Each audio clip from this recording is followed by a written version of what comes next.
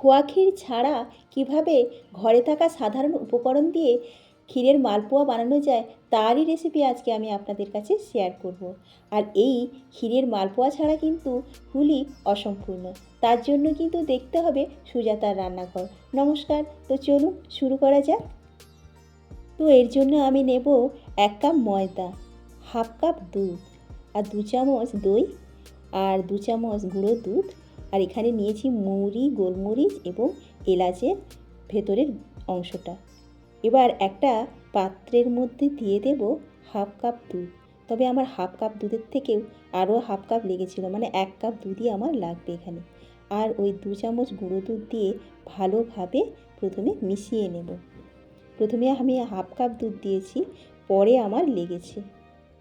আর এখানে 2 চামচ দইটাকে একটু বেশ ভালো করে ফেটিয়ে তারপরে ওই দুধের মধ্যে দিয়ে আবারও ভালো করে ফেটাতে থাকবো। এবারে ওর মধ্যেই দিয়ে দেব 1 কাপ ময়দা। ময়দাটা দিয়ে কিন্তু বেশ ভালোভাবে মাখতে হবে। এবার ব্যাটারটা বেশ ঘন আছে, ওতে আমি আরও হাফ কাপ পরিমাণ দুধ দেব, দিয়ে আবারও ভালোভাবে ফেটাতে থাকবো। ফেটানোটা বেশ আমার হয়ে গেছে, ঠিক এই রকমই হবে ফেটানোটা। এবার এর মধ্যেই দিয়ে দেব সামান্য পরিমাণ একটু খাবার সোডা, আর গুঁড়ো করে নিয়েছি মৌরি আর এলাচ আর গোলমরিচ, আর দিয়ে দেবো পরিমাণ মতো একটু নুন। আবারও খুব ভালোভাবে ফেটিয়ে এবার ওটা 1 ঘন্টার মতো ঢাকা দিয়ে রেখে দেব।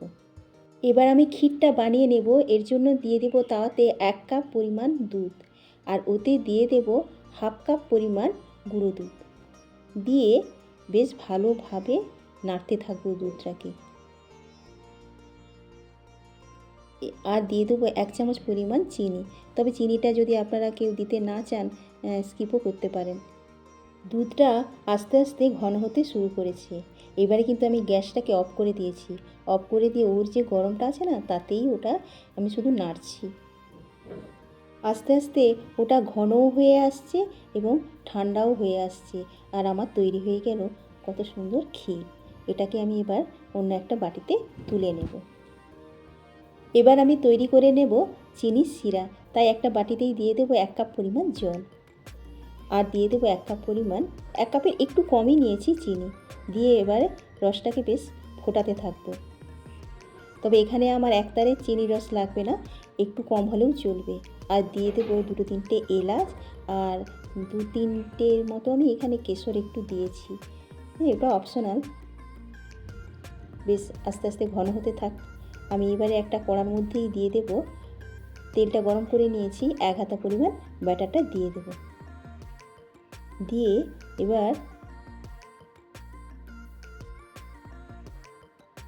মালপোয়াটা বেশ সুন্দরভাবে ফুলে গেছে। এবার এপিট ওপিট করে ভেজে নেব।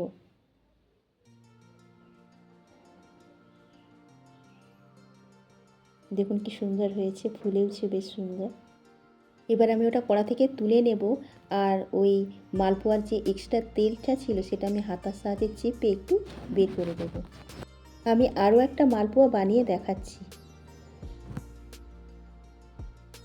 এবার ওর মধ্যে ও আস্তে আস্তে করে যখন গরম হয়ে ফুলে উঠবে, আর তখনই ওর মধ্যে ওই তেলের ছিটাটা দিতে হবে, তাহলে মালপোয়াটা বেশ সুন্দর ফুলে যাবে। এবার আবার ওটাকে উল্টে দিয়েছি। ততক্ষণে আমি আমার সেই মালপোয়াটাকে আমি একটু টিস্যু পেপারে রেখে দিয়েছিলাম, যাতে এক্সট্রা তেলটা শুষে নেয়। এবার ওটাকে আমি চিনির রসের মধ্যে ডুবিয়ে কিছুক্ষণ রাখবো। তারপরে এই মালপোয়াটাকে আবার আমি উল্টে পাল্টে দেব, বেশ একটু লাল লাল করেই ভেজে নেব।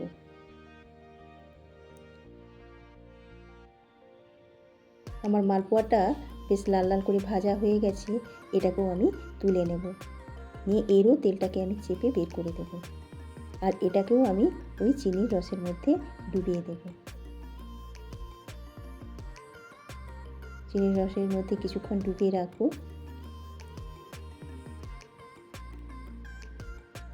আর আগে যেটা ডুবিয়ে রেখেছিলাম সেটাও আমার হয়ে গেছে প্রায়। এবারে দুটোই আমি তুলে নেব।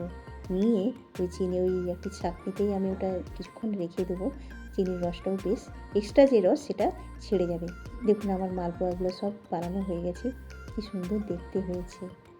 এবার ক্ষীর দিয়ে মালপোয়াগুলোকে সাজিয়ে নিয়েছি, আর এর মধ্যে আমি দিয়েছি কিছুটা ড্রাই ফ্রুটস, কাজু দিয়েছি, কিশমিশ দিয়েছি, আর পেস্তা দিয়েছি, আর কেশর একটু, আর একটু গোলাপ ফুলের পাপড়ি দিয়ে সাজিয়ে দিয়েছি। কি অপূর্ব দেখতে হয়েছে, খেতেও অপূর্ব।